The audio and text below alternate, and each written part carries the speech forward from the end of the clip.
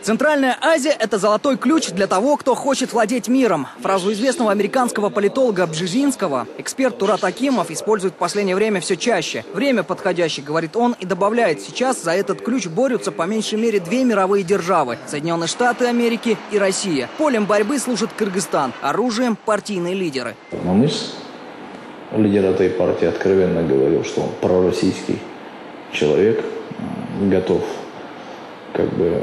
изменить Конституцию с теми намеками, о которых говорил господин Медведев. Посольство США, безусловно, вели переговоры со всеми лидерами партий и прежде всего, думается, с бывшими оппозиционерами, ныне у власти, такими господами, как Текебаев.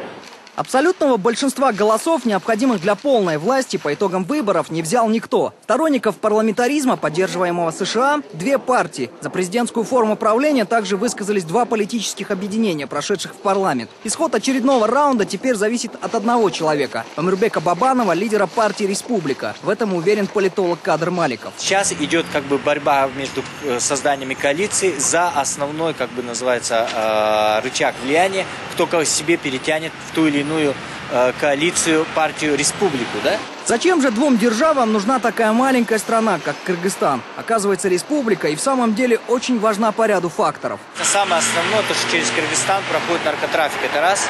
И второе, Кыргызстан и Таджикистан, например, держат так называемый контроль над водно-энергетическими ресурсами, да, по сути дела, над водой. Наш шеф Османас говорит о том, что он сделал великий поход на Китай. И, возможно, он начнется отсюда.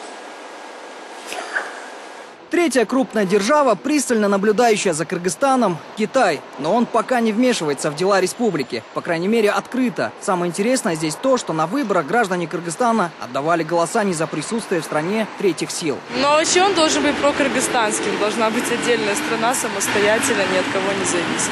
Я не хочу, чтобы она была пророссийская, я не хочу, чтобы она была проамериканская, я хочу, чтобы была просто Кыргызстан. Кыргызстан должен быть с Кыргызстаном, не пророссийским, не американским. Эркин Алымбеков, Айбек Кулчуманов, Манас Аджигитов, Бишкек, Кыргызстан.